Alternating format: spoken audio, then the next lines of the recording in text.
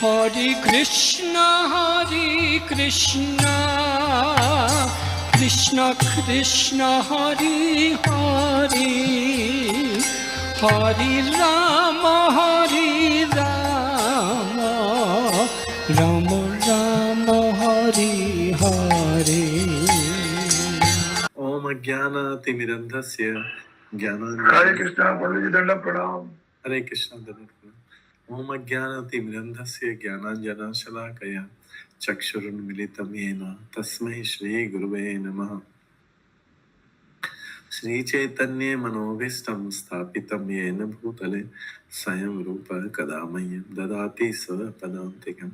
वन्देऽहं श्रीगुरो श्रीयुतपदकमलं श्रीगुरुं वैष्णवांश्च श्रीरूपं साग्रजातं सहगणा रघुनाथान्वितं तं सजीवं साद्वैतं सावधूतं परिजनसहितं कृष्णचैतन्यदेवं श्रीराधा कृष्णपादान् सहगणा ललिता श्रीविशाखान्वितं च नमो विष्णुपदाय कृष्णप्रस्थाय भूतले श्रीमते भक्तिवेदान्त स्वामिनिति नामिने। नमस्ते सरस्वती देवे गौरवाणी प्रचारिणे निर्विशेषा शून्यवादी पाश्चात्य देशधारिणे वाञ्छाकल्पतरुभ्यश्च कृपा सिन्धुभ्येव च पतितानां पावनेभ्यो वैष्णवेभ्यो नमो नमः। जय श्री कृष्ण चैतन्य प्रभु नित्यानंद श्री अद्वैत गदाधर शिवासादि श्री गौर भक्तवृंद। हरे कृष्णा कृष्णा कृष्णा हरे हरे, हरे राम राम राम हरे हरे। ओम नमो भगवते वासुदेवाय। ओम नमो भगवते वासुदेवाय। ओम नमो भगवते वासुदेवाय।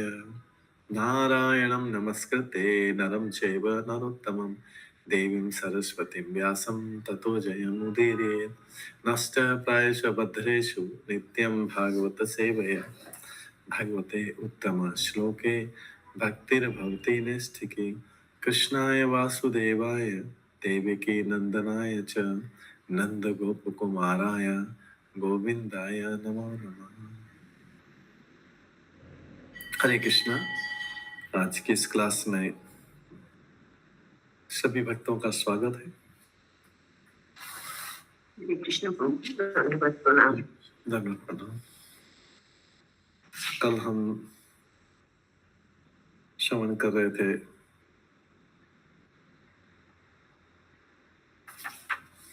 श्रीमद् भागवतम के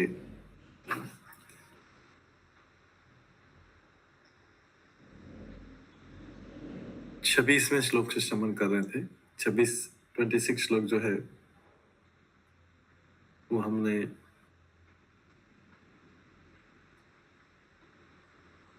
कंप्लीट कर लिया था, जिसमें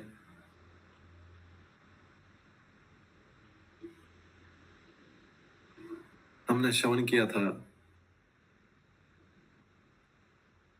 कि भगवान के चरण कमल जो हैं भक्तों के लिए मधु के समान हैं। वहां से उनको मधु मिलता है, शहद मिलता है भगवान के चरण कमलों से।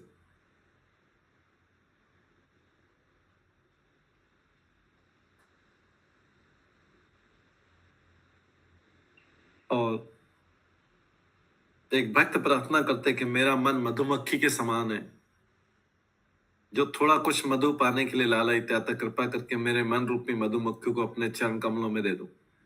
क्योंकि चरण में क्या है, कमल है, और मधुमक्खी कमल के पीछे भागती, भंवरा मधु, उसमें से उनको मधु मिलता है।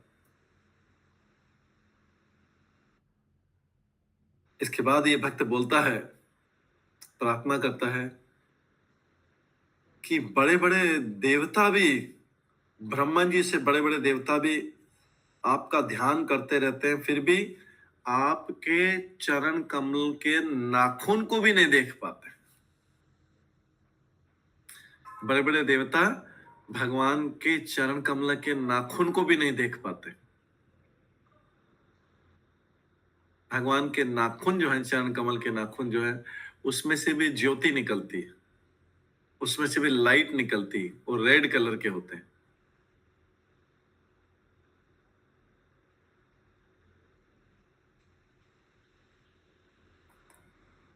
तो ये भक्त बोलता है, मेरी अभिलाषा है कि आपके शरणागत, आप अपने शरणागत पर अत्यंत दयालु रहते हैं। और भगवान कृष्ण के एक और नाम है माधव, जो मधु को अपनी, जो जिसके शरीर से सबको माधव, जिसके चरण कमलों से सबको मधु मिलता है, चरण को कमल से, उसको माधव नाम दिया है। तो बोलते माधव, मैं ये भी जानता हूं कि मुझे आपके चरण कमलों की सेवा के प्रति वास्तविक अनुरक्ति नहीं है, लेकिन आप अकल्पनीय शक्तिशाली हैं, अतः आप असंभव से असंभव कार्य कर सकते हैं। आपके चरण कमलों के समक्ष स्वर्ग का अमृत भी तुच्छ।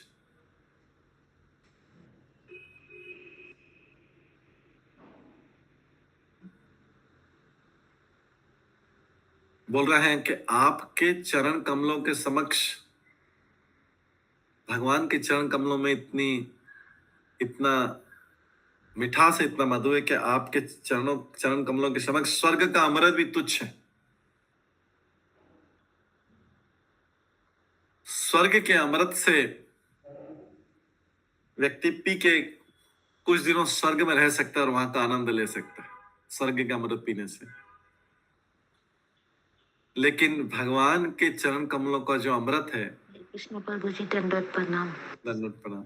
भगवान के चरण कमलों का जो अमृत है, वो व्यक्ति को इस संसार के कष्टों से नित्य रूप से छुटकारा दिलवा सकता है, नित्य रूप से छुटकारा दिला सकता है, और भगवान के धाम पहुंचा सकता है। चरण कमलों का जो अमृत है, तो स्वर्ग के अमृत से तो व्यक्ति कुछ टाइम तक अमर हो सकता है, कुछ ज्यादा सालों तक जी सकता है, 10,000 साल तक भी जी लिया मान ले। लेकिन जो भगवान के चरण कमल का अमृत है, जिसने पान कर लिया, उसको इस संसार में वापस आने की जरूरत नहीं पड़ती। तो इसलिए भक्त लोग बोलते हैं, मेरे मन को आपके चरण कमलों में स्थिर होने दें, मेरे मन को वहां पे लगा दें, मैं वहीं आपके चरण कमलों का अमृत पीऊंगा। ये मेरे को स्वर्ग का अमृत नहीं चाहिए। भक्तगण भगवान के चरण कमलों को तुष्ट करते रहते, उन्हीं की सेवा करते रहते।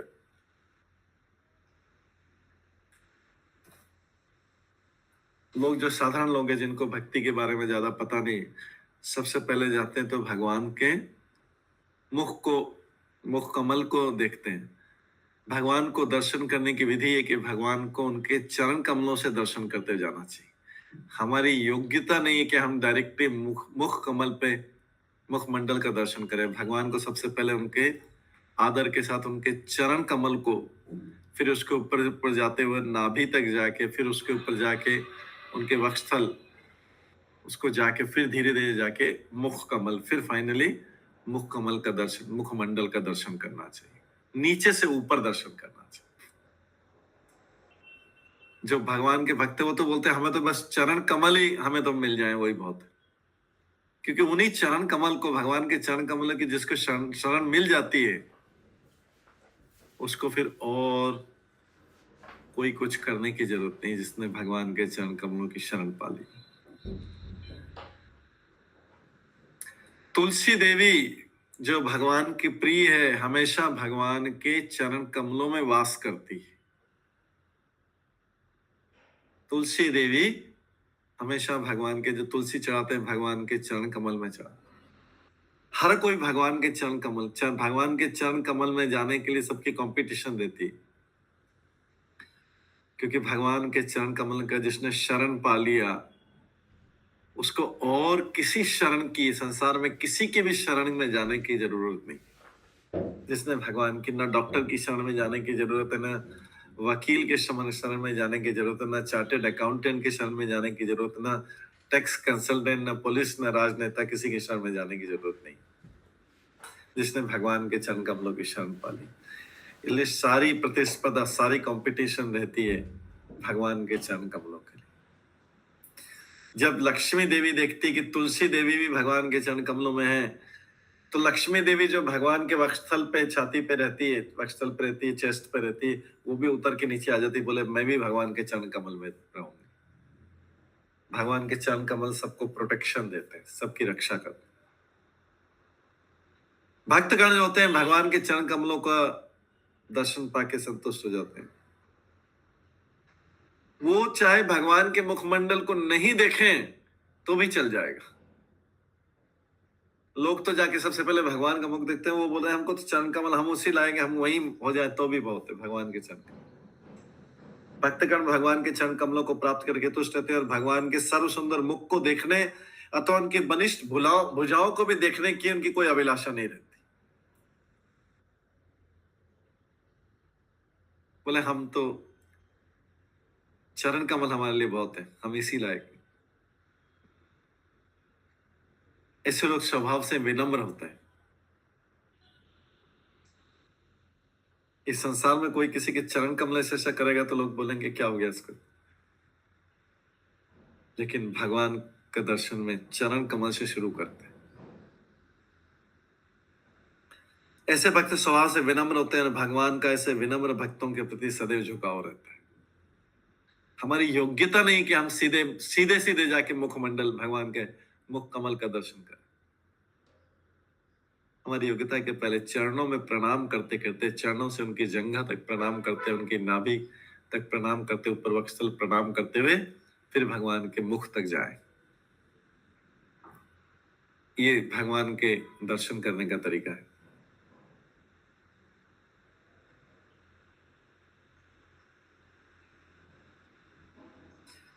आज हम फिर 27 श्लोक से पढ़ते हैं, इसके बाद में श्लोक नंबर 27 से स्टार्ट करते हैं। सीतात्यपत्र व्यजने उपस्कृतः प्रसून वर्षे अभिवर्षितः पथि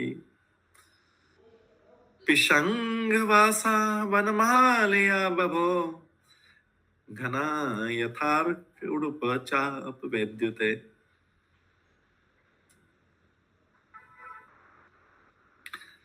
जब भगवान द्वारका के राजमार्ग से, अभी द्वारका के अंदर भगवान ने प्रवेश कर लिया है, तो वहां के रोड से निकल रहे थे, राजमार्ग से गुजर रहे थे, तब भक्त लोग उनके सिर पे एक श्वेत छत्र टांगा हुआ था भक्तों ने, जिससे वो धूप से बचा रहे थे, और श्वेत पंखों वाला चंवर ऐसा झुला रहे थे।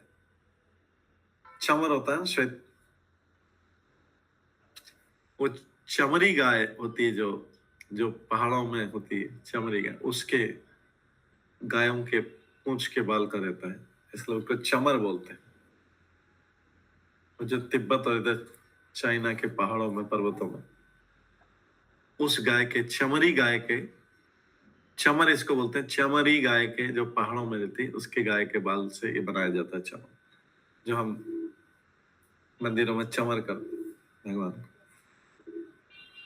श्वेत पंखों वाले, श्वेत बालों वाले हुए पंख, अर्धवृत्ताकार में से झलने, और मार्ग पर फूलों की वर्षा चल रही थी।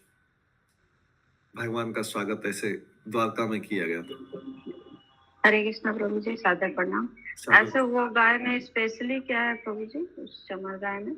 उसको पवित्रता के कारण नहीं, उसके बाल ऐसे रहते हैं, और गाय के, जैसे गाय का तो हर अंग पवित्र माना जाता है, तो उस गाय के पूंछ में ऐसे बाल रहते हैं, दूसरी गाय के पूंछ में बाल ऐसे उतने घने बाल, ऐसे वाइट नहीं रहते। हाँ, ऐसे घने भी नहीं रहते, उतने घने भी नहीं रहते, और गाय है इसलिए वो पवित्र माना जाता है, तो इसलिए उससे भगवान, और भगवान को गाय बहुत प्रिय है। भगवान का अभिषेक भी करते हैं, तो भगवान का अभिषेक भी करते हैं तो पंचगव्य और पंचामृत से करते हैं। पंचगव्य भी गाय से आता है, दूध, दही, घी, गोमूत्र और गोबर, और ऐसे पंचामृत भी बनता है, दूध, दही, घी, शहद और चीनी, उसमें भी 3 गाय करते थे। तो गाय का हर जो है, गाय गाय का जो ये जो मृदंग बनता है, ये भी जब गाय बूढ़ी हो जाती है, उसकी मृत्यु हो जाती है गाय की, जब स्वाभाविक रूप से मृत्यु होती है, नेचुरली मृत्यु होती है, तो जो मृदंग बनता है उसी के स्किन से बनता है। जब गाय की स्वाभाविक मृत्यु हो जाए वृद्ध होने पर, तो इस तरीके से गाय का खाना जो है। ठीक है प्रभु, मतलब वो ढोलक ढोलक जो बनता है। हाँ हाँ, जो ढोलक बनता है। अच्छा, ठीक है प्रभु जी। ठीक। तो वे भगवान पीताम्बर तथा फूलों के हार से वे इस प्रकार प्रतीत हो रहे थे मानो श्याम बादल एक ही साथ सूर्य, चंद्रमा, बिजली तथा इंद्रधनुष से घिरे। हालांकि अभी जो चमर आ रहे हैं वो, क्योंकि वो गाय को जाने के लिए थोड़ा मेहनत करना पड़ता है पहले से, सभी लोग नकली उसके जैसा सिंथेटिक बना लेते हैं, वैसे के वैसे बाल करके फैक्ट्री में बना देते हैं ये लोग। तो ढूंढना पड़ता है कि उसमें से प्रॉपर चमर कौन सा है, नहीं तो लोग वैसा के वैसे ही बाल बना के वो आर्टिफिशियल बना लेते हैं। तो यहाँ पे तात्पर्य में बताया कि सूर्य, चंद्रमा, इंद्रधनुष तथा बिजली एक साथ आसमान में कभी प्रकट नहीं होते। सूर्य और चंद्रमा, इंद्रधनुष भी, मतलब तीन चीज हो रही है। सूर्य, चंद्रमा और इंद्रधनुष से जब बादल होते हैं तब होता है। और बिजली, मतलब बिजली भी हो रही है, बारिश भी हो रही है, चंद्रमा भी एक साथ में, सूर्य ऐसा होता नहीं, कभी कभी भी एक साथ प्रकट नहीं रहते। सूर्य के चंद रहने पर चांदनी खत्म हो जाती है और चंद्रमा के रहने पर सूर्य छिप जाता है, लेकिन कभी भी एक साथ नहीं होते। लेकिन यहाँ पर जो है भगवान जब जा रहे हैं तो सारी चीज एक जैसे ऐसी दिख रही। कैसे दिख रही है? भगवान के शरीर, भगवान शरीर कैसा हुआ भगवान का? भगवान के शरीर को बोला गया है कि ये, भगवान को बोला था घन श्याम। घन मतलब बादल, बादल जैसा श्याम रंग वर्ण का होता है, जो आकाश में बादल जब बारिश होने वाली जैसे बादल का कलर होता है, वो वाले कलर भगवान का कलर वो होता है। तो अभी देखिए भगवान की मुखमंडल की तुलना बादल से की गई और फूलों की वर्षा की उपमा तारों से की गई। ऊपर तारे पूरे आसमान में बिखरे हुए तारे, और उनकी पीताम्बर जो उन्होंने पीला वस्त्र पहन रखा उसकी तुलना इंद्रधनुष से की गई है। और जो श्वेत छत्र ऊपर है, श्वेत सफेद छत्र, उसकी तुलना सूर्य से की गई। तो ऐसा जब भगवान चल रहे थे द्वारका के अंदर इतने सुंदर तरीके, तो ऐसा लग रहा था कि सारी चीजें एक साथ, ऐसा लग रहा था सारी चीजें एक साथ है जब भगवान चल रहे हैं। सूर्य, चंद्रमा, इंद्रधनुष, बिजली, बादल सब एक साथ, ऐसा लग रहा। क्योंकि पीताम्बर की, जब भगवान का पीताम्बर पीला वस्त्र की तुलना इंद्रधनुष से की गई और कई बार बिजली से भी की गई। तो ये जो है भगवान इस तरीके से चल रहे हैं। भगवान सर्वशक्तिमान, उनकी उपस्थिति में कोई भी बात असंभव नहीं, वो चाहे तो सब चीज एक साथ कर सकते हैं। तो द्वारका में मार्ग में भगवान जब चल रहे थे तो जो स्थिति उत्पन्न हुई, इससे लग रहा था कि सूर्य, चंद्रमा, बादल, बिजली, इंद्रधनुष सब एक साथ चल रहे हैं उनका, जब भगवान चल रहे थे।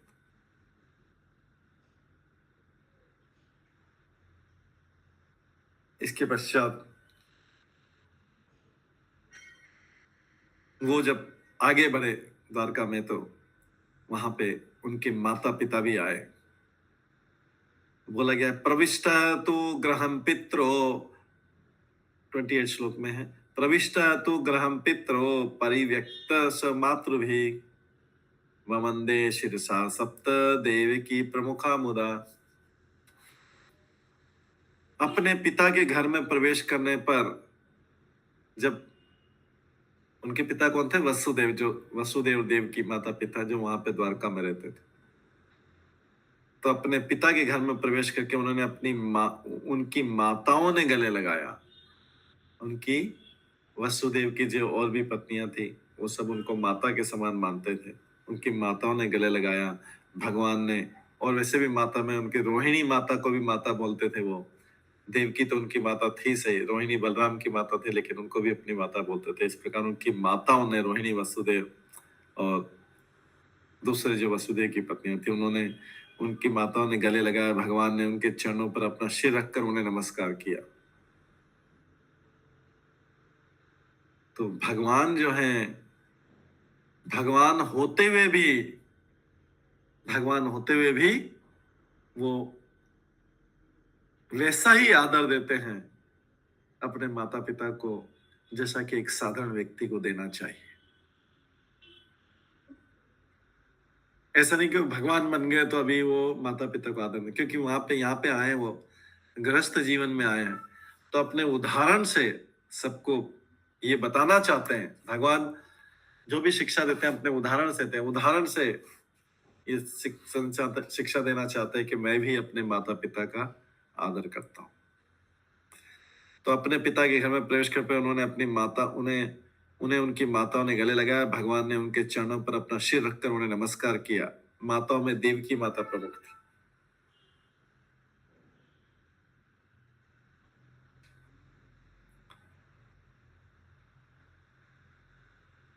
भगवान कभी भी अपनी माता और विमाताओं में, तो उनके दूसरे उसमें कभी भेदभाव नहीं करते। तो इसमें बताया गया है कि 7 प्रकार की माताएं होती हैं।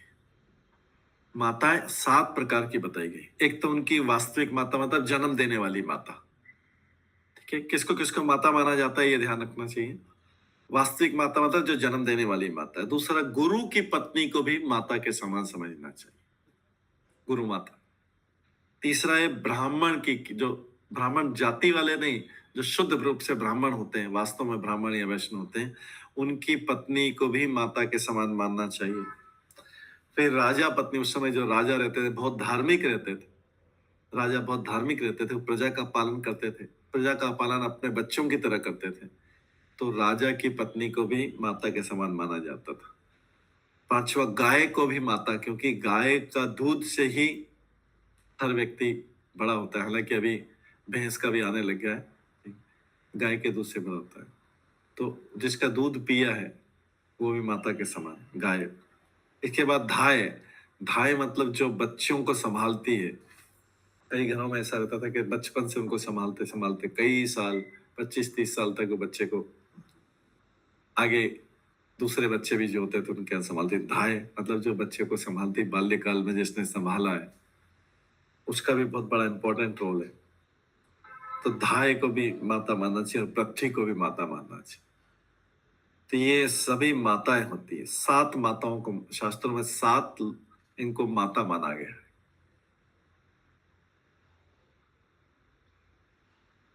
और पिता गुरु भी होता है। गुरु पिता एक तो जन्म देने वाले पिता है, और दूसरा गुरु भी, गुरु को भी पिता। और भगवान तो सबके परम पिता है ही से। तो ब्रह्म ये क्यों कर रहे हैं कृष्ण? कृष्ण ये सबको शिक्षा देने के लिए एक आदर्श पुत्र की भूमिका निभा रहे हैं।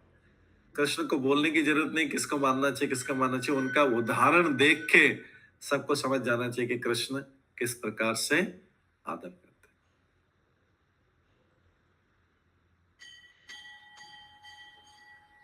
तो कई बार पहले क्षत्रियों में कई व्यक्ति, क्षत्रिय जो थे उनको अनुमति थी कि कुछ एक से ज्यादा विवाह कर सकते हैं। उस समय क्षत्रिय को अनुमति थी, तो उनकी जो दूसरी पत्नियां थी उसको भी माता के समान मानता था। तो भगवान भी यहाँ उनको सबको प्रणाम कर रहे। ये भगवान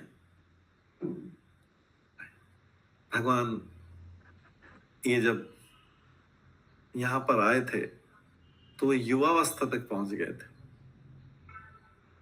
लेकिन गले लगा के देखते हैं हम क्या होता है आगे। जब उन्होंने अपनी माताओं को गले लगाया तो आगे बोलते हैं, तापुत्रमंकमारोप्य स्नेह स्नुत पयोधरा हर्ष विहल्यते आत्मान शिशु नेत्रजय जले। माताओं ने जब अपने पुत्र को कृष्ण गले लगाने के बाद उसे अपनी अपनी गोद में बिठाया, हालांकि कृष्ण भी बड़े हो गए थे, कृष्ण भी बड़े हुए थे, फिर भी माताओं का कृष्ण के प्रति प्रेम इतना था। माताओं ने अपने पुत्र को गले लगाने के बाद उसे अपनी अपनी गोद में बिठाया। विशुद्ध स्नेह के कारण उनके स्तनों से दूध निकल आया, वे हर्ष से विभोर हो गई, उनके नेत्रों के अश्रुओं से भगवान भीग गए। उनका कृष्ण के प्रति ये प्रेम था। ये अति प्रेम की अवस्था है, अति प्रेम की अवस्था। बोलते हैं कि जब भगवान कृष्ण वृंदावन में थे चाहे बड़े भी हो गए तो भी गौएं उनके प्रति इतनी स्नेह पड़ती थी कि गौओं के थनों से दूध दो लिया करते थे। और कई बार गौएं अपने आप दूध देने लगती थी, पृथ्वी गीली हो जाती थी। ये भगवान के प्रति प्रेम था। इनका ऐसा अति प्रेम की अवस्था, हम उसकी कल्पना नहीं कर सकते कि ऐसा प्रेम किसी का हो सकता है क्या। उसके बाद आगे बोलते हैं, अथ अविशत स्वभावनम सर्व कामम अनुत्तमम प्रासादः यत्र पत्नी नाम सहस्त्राणि च षोडशः। तो यहाँ पे हम दो चीज सीख रहे हैं। एक तो भगवान की लीला का श्रवण कर रहे हैं, उससे हमारे कानों श्रवण से हमारा शरीर पवित्र हो रहा है, कानों से जो सुन रहे हैं। दूसरा है कि और साथ में क्या क्या शिक्षाएं हैं, उस समय किस प्रकार की शिक्षा रहती थी, किस प्रकार से सब लोग रहते थे, भगवान अपने उदाहरण से बता रहे हैं। दो चीजें कर रहे हैं।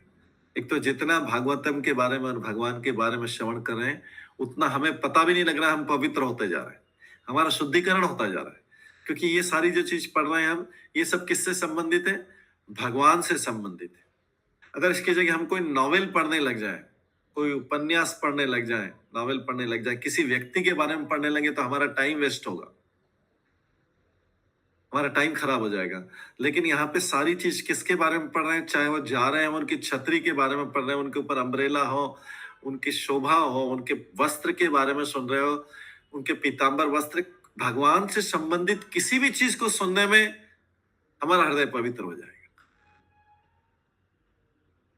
ये जैसा भगवान का नाम सुनने और बोलने से पवित्रता आ जाती है, ऐसे भगवान से संबंधित कुछ भी चीज सुनने से, कुछ भी भगवान से संबंधित होना चाहिए, जगत से संबंधित नहीं होना चाहिए, भगवान से संबंधित होना चाहिए। तो सुनते सुनते सुनते ही पवित्रता आ जाएगी।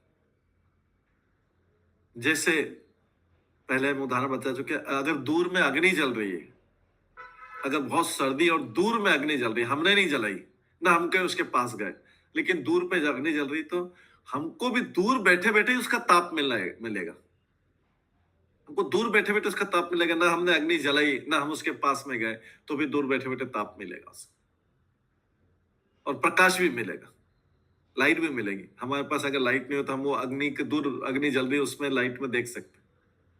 उसी प्रकार से भगवान उस अग्नि के समान है, भगवान उस अग्नि के समान है कि अगर कोई व्यक्ति दूर से भी भगवान के संपर्क में आ जाए, दूर से भी संपर्क में आ जाए और उनके बारे में कुछ सुन ले या दर्शन कर ले या उनके बारे में कुछ बोल ले, तो उसके पापों को अग्नि, वो जो भगवान है वो अग्नि के समान है, उसके पाप जलने लगते हैं, मतलब पाप खत्म होने लगते हैं उसके।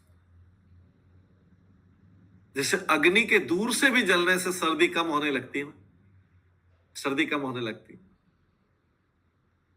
सर्दी भागने लगती, उसी तरीके से भगवान के नाम का कोई भी लीला भगवान से संबंधित हो, भगवान की संबंधित होना चाहिए। श्रवण करने से, बोलने से पाप जो है दूर भागने लगते हैं, पाप जो है नष्ट होने लगते हैं। तो कोई व्यक्ति अपने जीवन में कुछ नहीं करे, कुछ अगर वो ऐसा आलसी है कि कुछ भी नहीं करे, खाली हाथ पे हाथ रख के बैठा रहे और भगवान के बारे में सुनता रहे, तो भी जाके वो जीवन के अंत में पवित्र हो जाएगा, केवल हाथ पे हाथ पे रख के। हालांकि भक्त लोग ऐसा नहीं करते हैं, भक्त लोग तो नाम जप भी करते हैं, जल्दी जल्दी करें सारी चीजें। लेकिन अगर कोई इतना आलसी कुछ नहीं करे, वो अगर जीवन में ऐसे सुनता रहे, हाथ पे हाथ रख के बैठा रहे, तो भी पवित्र हो जाएगा भगवान के बारे में सुनते। क्योंकि भगवान अग्नि के समान है, वो पापों को, उनके बारे में समय, उनके बारे में जो भी शब्द है, पापों को जला देते हैं। तो यहाँ पे हम जो भगवान के बारे में, उनकी द्वारका लीला हो, चाहे वृंदावन लीला हो, चाहे हस्तिनापुर की लीला हो, वो सुनने से ही पवित्रता आ जाए। तो यहाँ पर अब जब सबको प्रणाम किया, गले लगाया, तो भगवान क्या करते हैं? अथा विशत स्वभावनम सर्व कामम अनुत्तमम प्रासादा यत्र पत्नी नाम सहस्त्राणि च षोडशः। तत्पश्चात भगवान अपने महलों में प्रविष्ट हुए। भगवान के कितने महल थे? 16,108 महल थे। 16,108 रानियां थी और 16,100 ये ऐसा नहीं था कि भगवान को इतने सारे विवाह करने की जरूरत थी, ऐसा नहीं था। इन राजकुमारियों को, जिन्होंने भगवान की कई कई जन्मों तक भक्ति की थी, उनको ऐसा सौभाग्य मिला, उन्होंने भगवान से प्रार्थना की कि हम आपके साथ विवाह करना चाहते हैं, तो भगवान ने उनकी प्रार्थना को सुना। उसमें से कई राजकुमारियां बहुत कष्ट में थी, जिनको असुर ने, नरकासुर ने अपहरण कर लिया था। 16,100 रानियों को तो नरकासुर ने अपहरण कर लिया था, जेल में बंद कर दिया था। भगवान ने उनको छुड़ाया, जैसे हमने बताया था, और 16,100 से विवाह किया। इसके बाद जो बाकी पटरानियां थी, रुक्मणी ने भगवान को पत्र लिख के लिखा था कि मैं आपके अलावा किसी से विवाह नहीं करूंगी। ऐसे ही सत्यभामा इनके पिता जो सत्राजित थे, उनसे भगवान के प्रति अपराध हुआ तो उन्होंने अपराध क्षमा करने के लिए अपनी बेटी दे दी। ऐसी जामवंत है, वो भी भगवान को पहचानने में उनको देरी हुई थी, उन्होंने भगवान से युद्ध किया था, फिर अपनी गलती पता लगी तो क्षमा करने के लिए अपनी बेटी जामवंती उनको दे दी। और बाकी जगह भगवान को इनवाइट किया गया था, जैसे राजा लोग करते हैं। इस तरीके से जो 16,108 रानियां थी, ऐसा नहीं कि भगवान जो है, भगवान को इतने विवाह करने की जरूरत थी। इन राजकुमारियों की इच्छा थी कि वो भगवान की पत्नी बने, तो ये 16,108 रानियां बनी। भगवान ने इनको सबको सुख सुविधा देने के लिए अपने ऐश्वर्य से भगवान ने स्वयं 16,108 रूप धारण की। सब एक जैसे कृष्ण, सब एक जैसे कृष्ण थे। जरा सा भी अंतर नहीं कि रुक्मणी के कृष्ण अलग हो, सत्यभामा में कृष्ण अलग हो, या किसी दूसरे रानी जामवंती के कृष्ण अलग हो। कृष्ण ने अपने आप को 16,108 रूपों में विस्तार किया। 16,000 अपनी इच्छा से, उनकी इच्छा से विश्वकर्मा ने 16,108 महल बना दिए। सब महल रत्न जड़ित थे, उसमें 16,108 रानियां रहती। भगवान ने इनसे विवाह किया, लेकिन फिर भी भगवान किसी भी से वैसे आसक्त नहीं होते जैसे संसार का जीव भौतिक रूप से आसक्त। भगवान को जब किसी चीज को छोड़ना रहता है तो तुरंत छोड़ते हैं, उनकी कोई आसक्ति नहीं। इसीलिए भगवान के जो 6 ऐश्वर्य हैं, उसमें वैराग्य का नाम भी आता है। भगवान के जो 6 ऐश्वर्य, सुंदरता, धन, बल, यश, ज्ञान और वैराग्य, ये जो भगवान के जो 6 ऐश्वर्य, ये 6 ऐश्वर्य में से वैराग्य भी। भगवान को अगर छोड़ना हो तो भगवान फिर पीछे मुड़ के भी नहीं देखते। तो ऐसा नहीं कि भगवान कोई सामान्य संसार के जीव जैसे आसक्त रहते हैं, उनको छोड़ना हो तो पीछे मुड़ के भी नहीं देखेंगे किसको छोड़ना। उन्होंने जब वृंदावन से चले तो गोपियों के साथ, जिनके साथ खेले कूदे थे, जब उनको मथुरा में जाना था कंस को मारने के लिए, अगली लीला करने के लिए, अगला काम करने के लिए जाना था, तो उन्होंने पीछे मुड़ के भी नहीं देखा। सारी गोपियां रोती रही करें, क्योंकि भगवान है, उनको भगवान का तो कार्य अलग होता है। फिर मथुरा छोड़ के फिर द्वारका में भगवान को फिर 16,108 रानी से जब विवाह किया, उसके बाद में अंत समय में भगवान को जब अप्रकट होना था इस पृथ्वी से अपनी लीलाएं पूरी करके, तो भगवान अप्रकट हो गए। तो लास्ट जब अंतिम समय में वो द्वारका आए नहीं, द्वारका के बाहर ही अपने सारथी से बोल दिया कि जाके मेरे माता पिता और मेरी 16,108 रानियों से बोल देना कि मैं अप्रकट हो गया। तो भगवान प्रेम भी करते हैं, लेकिन भगवान को कोई आसक्ति नहीं, इसलिए उनको वैरागी भी बोला जाता है। उनमें सारे ऐश्वर्य, 16,108 महल भी बनाए, 16,108 रूप भी धारण किए, 16,108 रानियों के साथ में रहते भी थे, उन्होंने बच्चे भी किए, सारे 11 बच्चे हुए थे एक रानी से, और लाखों में बच्चे थे उनके। लेकिन भगवान को अगर वैराग्य हो तो वैराग्य भी, तो इसलिए तत्पश्चात भगवान अपने महल में प्रविष्ट हुए, और जो सभी तरह से परिपूर्ण थे। महल में सारी प्रकार की आगे आएगा वर्णन क्या क्या सुविधा थी। उनमें उनकी पत्नियां रहती थी, वो 16,108 पत्नियां थी, रानियां थी। तात्पर्य भगवान की 16,108 पत्नियां थी, और प्रत्येक के लिए 4 दीवारी तथा उद्यान से युक्त पूर्ण सुसज्जित महल थे, गार्डन आगे, और बहुत सुंदर महल। तो उन महलों का पूरा विवरण 10वें स्कंद में दिया गया है, आगे आएगा। सारे महल में सर्वोत्तम संगमरमर पत्थर के बने थे। ये संगमरमर ये वाला हमारा वाला मार्बल नहीं, वो रत्न वाला मार्बल था। उसका अगर मार्बल का एक टुकड़ा भी मिल जाए तो यहाँ पे उसका टुकड़ा मिलेगा नहीं, वो भी एक रत्न है। वे रत्नों से प्रकाशित थे, जो उनके मार्बल थे रत्नों, उसमें रत्न जड़े हुए थे और मखमल तथा रेशमी पर्दों तथा गलीचों से सज्जित थे, जिनके किनारों पर सोने की जरी लगी हुई थी।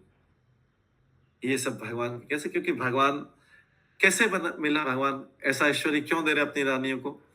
ये रानियां कोई साधारण राजकुमारियां या साधारण रानियां नहीं है। इन्होंने अब इनमें से ये तो सब लक्ष्मी जी के अंश, ये सब लक्ष्मी जी के अंश। अगर किसी को भगवान की रानी भी बनना है तो उसके लिए भगवान की ऐसी भक्ति करनी पड़ेगी, गोपियों ने जैसे कि गोपियां ही बनी। कई कई जन्मों तक शुद्ध होके कोई भी व्यक्ति भगवान के जो है, इनमें से तो काफी सारी, लेकिन जो 16,100 में से कुछ राजकुमारी में थी जिन्होंने कि ऐसी भक्ति की थी, ऐसी भक्ति की थी कि उन्हें भगवान की पत्नी बनने का सौभाग्य मिला। तो ये कोई साधारण स्त्रियां नहीं थी जिनके लिए भगवान ने किया, ये भक्तिन थी, भक्त थी भक्त। तो भगवान अपने भक्त के लिए तो कुछ भी कर सकते, गोपियां भी उनकी भक्त, कुछ भी कर सकते हैं उनके लिए भक्त। भगवान अपने भक्त के लिए, क्योंकि भगवान का भक्त बनने के लिए तो कितना त्याग करना पड़ता है। त्याग मतलब ऐसा नहीं कि जंगल में जाने का वाला त्याग, त्याग अपने गृहस्थ जीवन में भी अपना सारा मन भगवान में लगाना पड़ता है। भगवान का जप करना, भगवान में मन लगाना, तब जाके ऐसी सुख मिलती है। भगवान भौतिक इच्छाएं भी पूरी करते हैं। ये भौतिक इच्छाएं कि उनको सारा इस प्रकार से दिया, तो ये कि ऐसे ही किसी को नहीं मिल जाता है।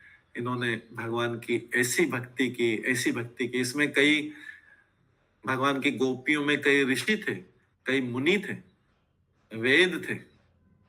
इन्होंने भगवान से प्रार्थना की थी, तपस्या की थी, भगवान से प्रार्थना की, भगवान की शुद्ध भक्ति की थी, तब जाके ये पदवी प्राप्त हुई। कोई भी व्यक्ति प्राप्त कर सकता है ऐसी पदवी, चाहे पुरुष हो चाहे स्त्री। गोपियां, ऐसा नहीं कि सारी गोपियां स्त्री थी, पहले पूर्व जन्मों में पुरुष भी थे उसमें, लेकिन उन्होंने गोपियों का शरीर धारण किया क्योंकि उनकी ऐसी प्रार्थना थी कि भगवान हमारे पति बने या भगवान हमारे प्रेमी बने। तो जिसने पति की प्रार्थना की थी वो भगवान की रानी बनी, जिसने प्रेमी भगवान को प्रेमी के रूप में पूजा वो गोपियां बनी। तो ये कोई साधारण स्थिति नहीं। लोग अगर कोई मजाक उड़ाता है कि भगवान ने 16,108 विवाह किए, तो किससे विवाह किए? और करोड़ों गोपियां डांस करती उनके साथ में, किनके साथ डांस कर रहे थे? भगवान किसी साधारण व्यक्ति के साथ, भगवान का स्टैंडर्ड ऐसा नहीं किसी साधारण, वो भगवान के शुद्ध भक्त थी, पूरा शुद्ध होके जो आई थी, जिनका पूरा मन भगवान में लगा हुआ था। उनका मन कभी संसार में लगा ही नहीं। मन लगाने का मतलब है भगवान का जप करना, भगवान का कीर्तन करना, उनका श्रवण करना। यही उन्हें पूर्व जन्मों में यही किया था। भगवान के लिए कुछ दान देना सरल है, कुछ और उनके ड्रेस बनाना सरल, लेकिन भगवान में मन लगाना सबसे कठिन काम। इन गोपियों ने पूरा मन भगवान में लगाया था। तो ये इसलिए यहाँ का वर्णन है, क्योंकि भगवान के पास तो देने के लिए सब कुछ है। अभी हमने 6 ऐश्वर्य गिनाए थे। 6 ऐश्वर्य में भगवान की सुंदरता, भगवान का धन, भगवान का बल, भगवान का यश, भगवान का ज्ञान और भगवान का वैराग्य, ये 6, ये सारे संसार में सब भगवान से आते हैं। अगर कोई थोड़ा बहुत सुंदर है तो उसको गर्व नहीं करना चाहिए, क्योंकि सब भगवान के एक धूल के कण के बराबर किसी को सुंदरता मिल जाए तो इस संसार का, ब्रह्मांड का सबसे सुंदर व्यक्ति बन सकता है। अगर किसी के धूल के कण से भी छोटा अगर कोई किसी को भगवान सुंदरता दे दे, वो इस संसार का सबसे सुंदर व्यक्ति बन जाएगा, चाहे वो स्त्री हो चाहे पुरुष। भगवान किसी को एक धूल के कण के बराबर भी बल दे दें तो सबसे बड़ा बलशाली व्यक्ति बन जाएगा। भगवान किसी का यश फैलाना चाहे तो एक धूल के कण का भी यश दे दें, इतना सा भी दे दें, उसको सारा संसार उसको यशवान मानेगा, पूजा करेगा उसे। भगवान किसी को जरा सा धूल के कण के बराबर ज्ञान भी दे दें, वो दुनिया का, ब्रह्मांड का सबसे, दुनिया का 14 लोकों का सबसे ज्ञानी व्यक्ति माना जाएगा। ये सारी चीजें इसलिए सबके पास भगवान से ही आती। तो किसी कोई व्यक्ति कोई गर्व नहीं कर सकता है कि ये मैंने अपने उससे मैंने अपने मेहनत से ज्ञान अर्जित किया है, नहीं। मैं बहुत दूध घी खाता था, बादाम खाता था, उससे मेरे को बल मिला है, ये नहीं। क्योंकि हम सबको उदाहरण बताते हैं कि आज से 20-25 साल पहले मोहम्मद अली एक सबसे बड़ा बॉक्सिंग चैंपियन था, पूरे अमेरिका वाला था, लेकिन अमेरिका में रहता था, लेकिन पूरे वर्ल्ड में बॉक्सिंग चैंपियन था, उसका इतनी पावर थी बॉक्सिंग। लेकिन जब वो बॉक्सिंग से खत्म हुआ खेल में, उसने बहुत धन कमाया, बहुत। बाद में उसको पार्किंसन का डिजीज हो गया। तो पार्किंसन का रोग होने से व्यक्ति हाथ में पेन भी नहीं पकड़ सकता है, ऐसे पेन भी गिर जाएगा, हाथ कांपेगा। तो कहाँ उसको बॉक्सिंग चैंपियन था, कहा इतनी, अभी कहाँ चली गई फिर बाद में उसकी सारी शक्ति। धन बहुत कमाया उसने बॉक्सिंग खेल के, बॉक्सिंग के मैच में बहुत धन कमाया, बहुत बड़ा बॉक्सर था, वर्ल्ड चैंपियन था, लेकिन बाद में पार्किंसन का डिजीज को पेन भी नहीं पड़ पाया। तो उसका मतलब क्या कि वो उसने दूध दही घी बादाम जो सब खाया था या नॉनवेज खाया था, वो कहाँ चला गया? वो तो अभी पेन भी नहीं पकड़ पा रहा, हाथ कांपने लगे। क्योंकि ये सारा कहाँ से आता है? अगर भगवान चाहे तो वापस ले सकते हैं, तो सारी चीज वहीं से आती। अतः भगवान के महल में वहां पे कोई ऐसी वस्तु नहीं थी जिससे भगवान की इच्छाएं पूरी न होती। भगवान असीम है, भगवान की इच्छाएं भी असीम है। कोई बोलेगा भगवान हमसे तो बोलते हैं कि अपनी इच्छा को, भौतिक इच्छा को मेरे में लगा दो अतः, तो भगवान की इच्छाएं असीम है। भगवान की सारी इच्छाएं आध्यात्मिक है। भगवान की कोई भी इच्छा अपने लिए नहीं है। हमारी सारी इच्छाएं अपने सुख के लिए रहती हैं।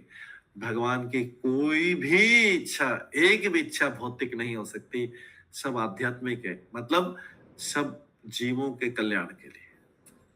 भगवान को अपने भक्तों का सुख भी देना, ये रानियां जो है इनको सुख देना भगवान की इच्छा है। मतलब ये भौतिक इच्छा नहीं है, ये आध्यात्मिक, क्योंकि ये तो सब भगवान के भक्त हैं, बहुत ऊंचे लेवल के भक्त।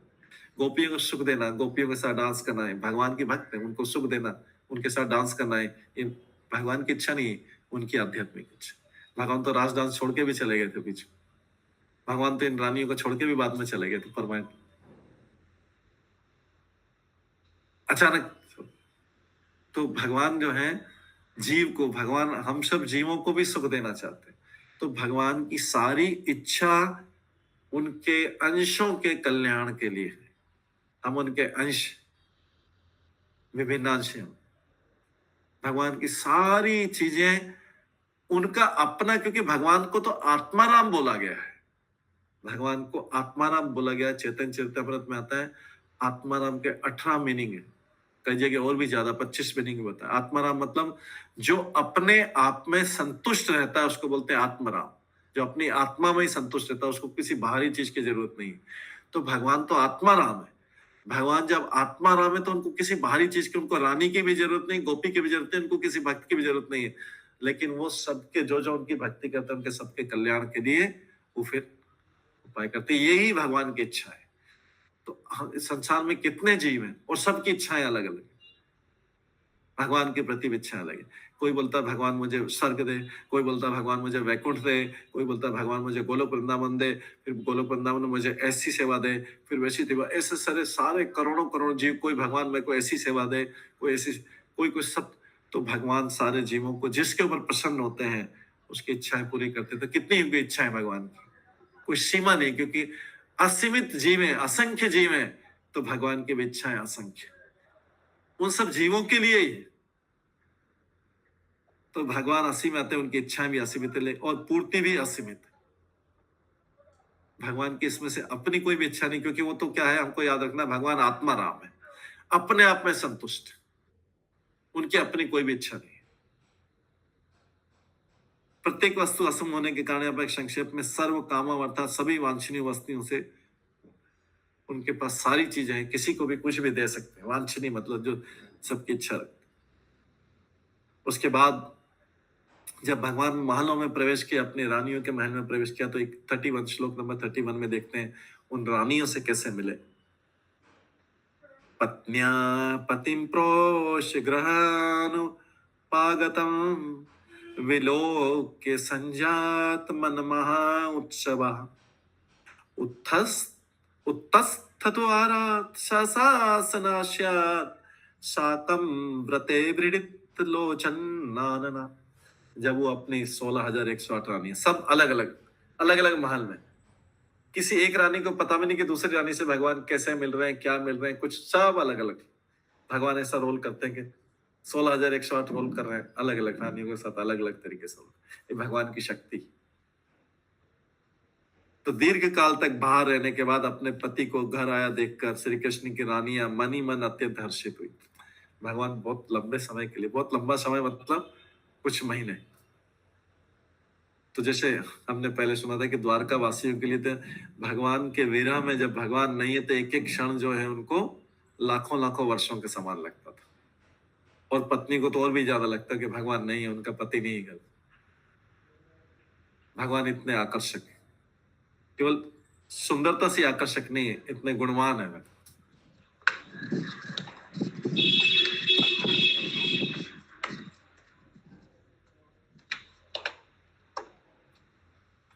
इसके बाद ऋषि कृष्ण की रानियां मन ही मन अत्यंत हर्षित हुई। अब वे अपने अपने आसनों तो ध्यानों से तुरंत उठ खड़ी हुई। वो भी ध्यान करती थी, भगवान का ध्यान करती थी। भगवान की अनुपस्थिति में उनका मन केवल एकमात्र भगवान में ही लगा हुआ। रानियां बन गई हैं तो भी उनका एकमात्र मन केवल भगवान में लगा, उन्हीं के बारे में सोचती थी, उन्हीं के बारे में करती। आसनों में ऐसा नहीं कि भगवान की रानियां बन गई तो अब सब कुछ, अब तो रानी बन गई हम, हमने पूरी भक्ति कर ली, अब तो रानी बन गई। लेकिन नहीं, अभी भी भगवान को हमेशा हमेशा उनकी हजारों दासियां होते हुए भी, एक एक महल में हजारों हजारों दासियां थी। वर्णन करते हैं कि बाकी सब काम करने के लिए, लेकिन इनकी पत्नियां भगवान की सेवा खुद करती थी। भगवान की सेवा किसी और को नहीं देगी, वो खुद करेंगे। अभी आधुनिक युग में जिनके पास भी बहुत ज्यादा धन है, वो पंडितों को बुला के घर के भगवान की पूजा पंडितों से करवाते हैं, और स्वयं क्या करते हैं, धन कमाने या दूसरे कामों में लगे रहते हैं। अरे भाई, भगवान की पूजा स्वयं करना चाहिए, बाकी सारे काम करवा लो आप। भगवान की पूजा बोले हमारे यहाँ वो पंडित जी आएंगे, वो पूजा करेंगे, वो इतने बजे आएंगे, उतने बजे भगवान को उठाएंगे, पूजा करेंगे। हमें तो पता ही नहीं क्या होता है। हम जो सामान बोलते हैं हम ला देते हैं, पंडित जी जो सामान बोलते हैं हम ला देते हैं। वो पूजा पंडित जी करते हैं, वो पंडित जी चमक लाते हैं, पंडित कुछ करते रहते, कुछ करते रहते हैं पंडित जी, हमें पता नहीं।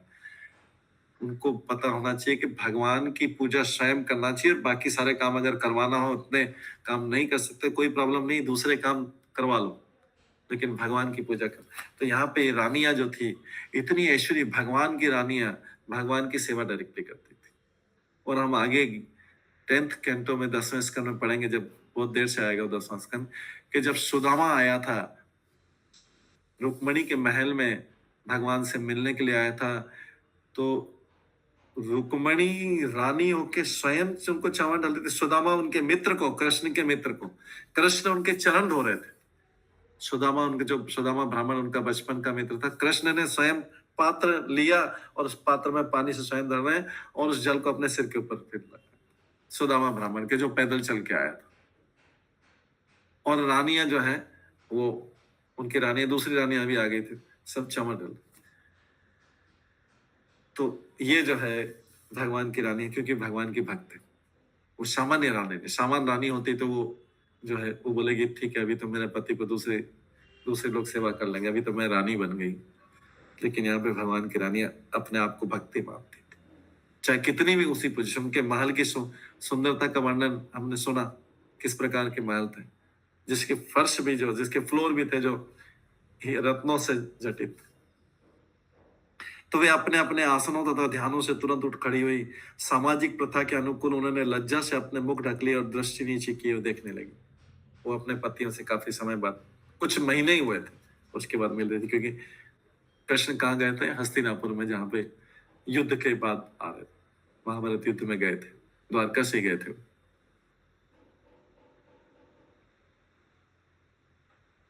तो जैसा कि ऊपर कहा गया, भगवान अपने 16,108 रानियों के महल में प्रविष्ट हुए। प्रभुपाद तात्पर्य बोलते हैं, उसका अर्थ है कि भगवान ने तुरंत ही अपना विस्तार उतने ही अंशों में किया जितनी रानियां थी, जितने महल थे, और सबके साथ वो अलग अलग जगह।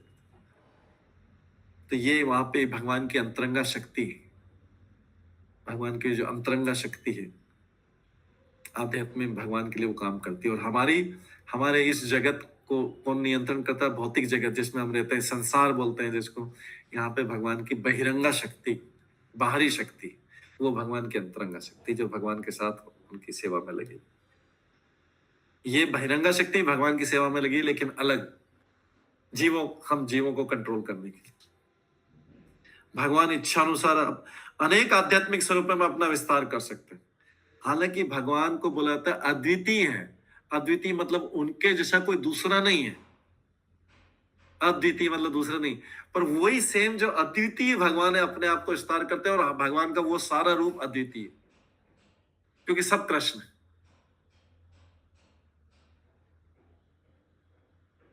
तो वेदों में आता है कि भगवान एक है, लेकिन अपने आप को अनेक भी बना सकते हैं। वही सेम भगवान अपने आप को, दोनों में कोई डिफरेंस भी नहीं रहेगा, ऐसा इच्छा अनुसार। ये परमेश्वर का पूर्ण विस्तार है। हम भी उनके अंश हैं, लेकिन हम भिन्नांश हैं। हम भिन्न हो गए, उनसे दूर हो गए भगवान से। हमको इस भौतिक जगत में डाल दिया गया है हमारी इच्छाएं पूरी करने के लिए, हमारी भौतिक इच्छाएं पूरी करने के लिए। हमारी भगवान की सेवा करने की इच्छा नहीं, तो हम भिन्नांश हैं, इस जगत में डाल दिए गए। बोले आप यहाँ पे अपनी इच्छाएं पूरी करो। जब भगवान के पास जाने की इच्छा हो, उनसे मिलने की इच्छा हो, उनकी सेवा करने की इच्छा हो, उनके साथ रहने की इच्छा हो, तो फिर भागवत गीता भागवतम श्रवण करना, भगवान के नाम जप करके वापस आ सकते। लेकिन जब तक यहाँ बने रहने की इच्छा, यहीं रहो, बार बार जन्म लेते रहो, यहीं पे अलग अलग 84 लाख योनियों में घूमते रहो, क्योंकि अभी भगवान से मिलने की, भगवान के साथ रहने की, भगवान की सेवा करने की इच्छा नहीं। जीव को अगर भगवान के पास जाना हो, तो सबसे पहले उसको भगवान के प्रति सेवा करने की, किसी भी प्रकार का भगवान के प्रति किसी भी प्रकार का कष्ट उठाने की इच्छा होनी चाहिए भगवान की सेवा करने की। यहाँ के कष्ट क्या है? वास्तव में कष्ट नहीं है यहाँ के कष्ट क्या है? सुबह जल्दी उठना पड़ेगा, भगवान का नाम का जप करना पड़ेगा, भगवान को भोग लगा के, थोड़ा खाने में जल्दी खाने के बजाय पहले भगवान को भोग लगा लिया जाए, 10-15 मिनट भोग लगा लिया। जो भी चीज खाने की इच्छा हो, जो भगवान को अच्छी लगती है, भगवान भी खा सकते हैं। नॉनवेज नहीं खाते भगवान, या दूसरी चीज अशुद्ध चीज नहीं खाते, तो भगवान को भोग लगा के थोड़ा 10-15 मिनट बाद भूख को कंट्रोल कर लिया, उसके बाद खा लिया। तो बस यही तो कष्ट है संसार के। चैंटिंग करना, जप करना, टाइम निकाल के भगवान के बारे में सुनना, सांसारिक बातों से टाइम निकाल के भगवान के बारे में सुनना, ये तो कोई बहुत बड़े कष्ट नहीं।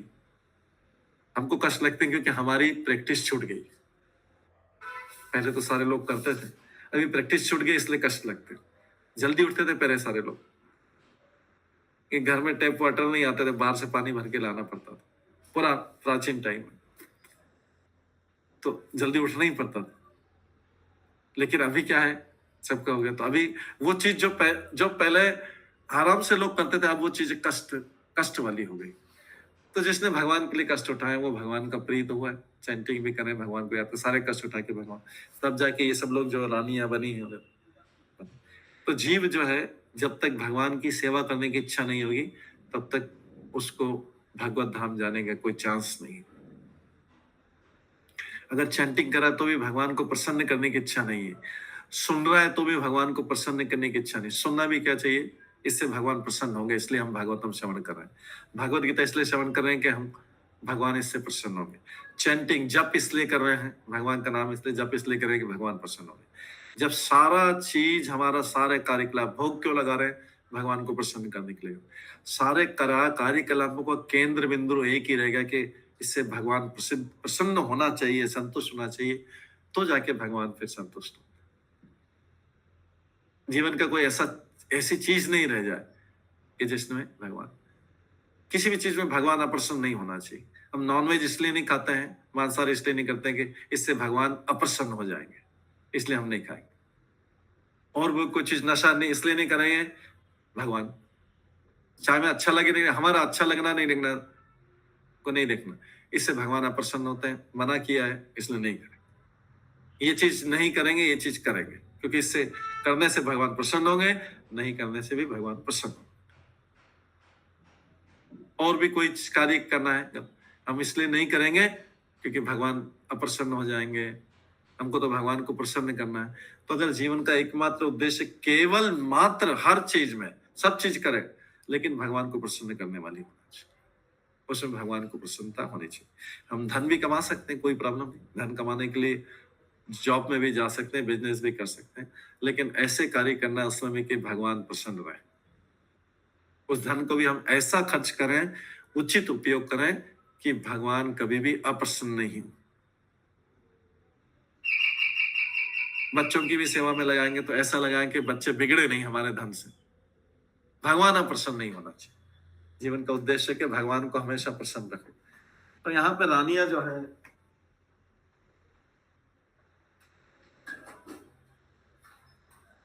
यहाँ पे रानियों का सारा प्रयास रहता था कि भगवान प्रसन्न रहे, एकमात्र प्रयास रहता था भगवान प्रसन्न रहे।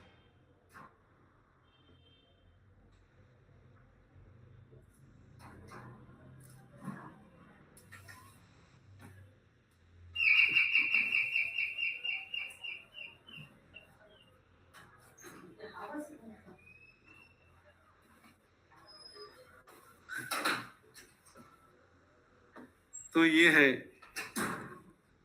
भगवान ने महलों में प्रवेश किया, इसी में आगे प्रभुपाद बता रहे हैं।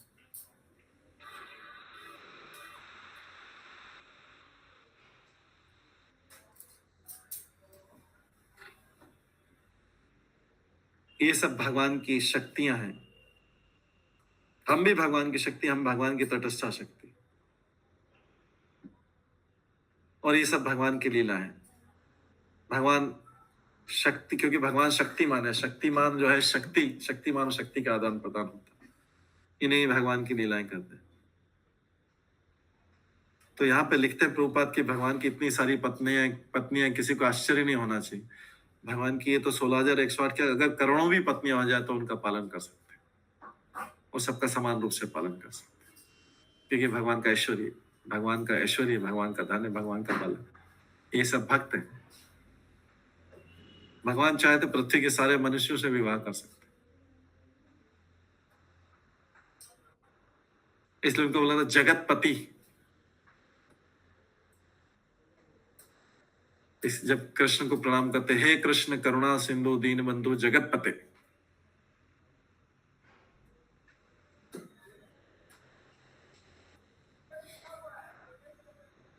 तो कुरुक्षेत्र के युद्ध के कारण दीर्घ काल तक घर से दूर रहने वाले अपने पति को जो ही रानियों ने कुछ दूरी से देखा, वे ध्यान की निद्रा से, ध्यान में थी, वो आसन में बैठ के ध्यान कर रहे, ध्यान जगह से जागृत हुई और अपने प्रीतम की अगवानी करने के लिए तैयार हुई।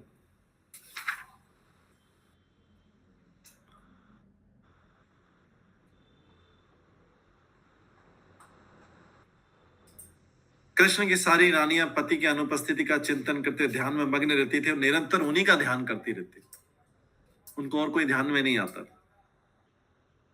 भगवान के भक्त भगवान के ध्यान के बिना एक पल भर भी नहीं रह सकते। हालांकि वो अभी जब आए तो आसन पे बैठे हुए थे, आसन में बैठे हुए थे, लेकिन अगर आसन पे नहीं भी कुछ और भी कार्य भी करें, ध्यान भगवान में ही। वृंदावन की गोपियां, अभी वृंदावन की गोपियों का उदाहरण बता रहे हैं, तो रानियों का उदाहरण था। गोपियों का, वृंदावन की गोपियां जब भगवान वन में गाय चराने जाते थे तो सारा काम करते हुए भगवान को एक क्षण के लिए भी नहीं भुला पाती थी, एक क्षण के लिए भी भगवान को भुला नहीं पाती थी, चाहे घर का पूरा काम कर रही थी। जब बाल रूप भगवान कृष्ण गांव में नहीं रहते तो घर पर गोपियां नरम चरण कमलों से कठोर भूमि पर चलते हुए कृष्ण के बारे में ही चिंता करती रहती थी। कभी कभी ऐसी चिंता करते करते वो समाधि में ही चली जाती थी, हृदय में संताप करती थी कि भगवान सुबह से शाम तक गाय चराने चले गए, हम उनका दर्शन नहीं कर पा। भगवान के शुद्ध भक्त पाशुद्धि की दशा ऐसी होती है, वे चलते फिरते काम करते हुए भी समाधि में रहते। समाधि में रहने का मतलब है कि एक जगह बैठ के समाधि का नहीं करना, वो तो इधर रानियां थोड़ी देर के लिए कर रही थी, एक जगह जैसे ऋषि मुनि जैसा समाधि करने का नहीं। समाधि मतलब होता है सारा मन उधर ही लगा रहे, भगवान में लगा।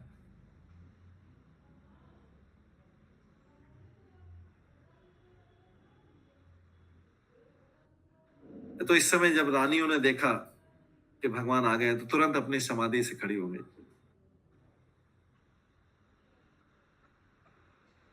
क्योंकि अब सब अपने अपने आसनों से उड़ गई, सब जो भगवान के ध्यान, क्योंकि अपने अपने पति को देखना चाहती थी।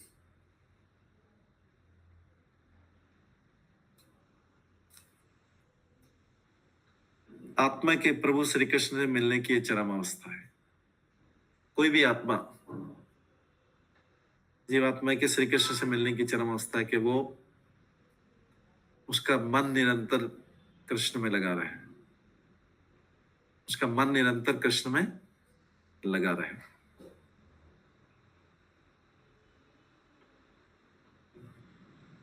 तो आज इसको हम यहीं पे विराम देते हैं। तो इस उत्कंठा की मूल दशा के कारण सारी औपचारिकताएं, सामाजिक रीति रिवाजों का अंत हो गया और भगवान से मिलने के सारे अवरोध दूर हो गए। तो हर आत्मा का ये कर्तव्य है, हम सब आत्मा है, जीवात्मा, कि वो भगवान के लिए मिलने के लिए ऐसा ही उत्सुक रहे। अगर हर आत्मा, हर जीवात्मा, हर मनुष्य ऐसा ही उत्सुक रहे तो उसे भगवान अवश्य मिल सकता। ऐसी उत्सुकता रहे जैसे रानियां इंतजार करती रहती, प्रतीक्षा करती रहती थी। वो रानियां भी आत्मा ही। तो हर जीवात्मा, हर जीव इस प्रकार से, इस प्रकार की पदवी पा सकता है, इस प्रकार की पोजीशन पा सकता है।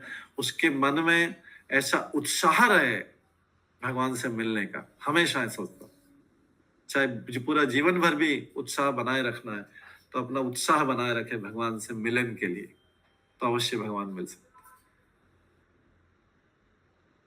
इसके द्वारा ये समझा रहा, आत्मा के प्रभु के श्री कृष्ण मिलन की ये चरम अवस्था। देखिए, तो आज इसको यहीं पे विराम देते हैं।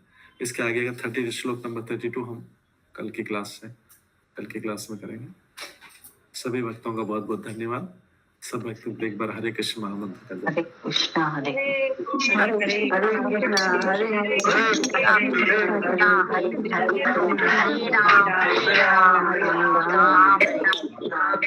हरे कृष्ण प्रभु जी, सादर प्रणाम।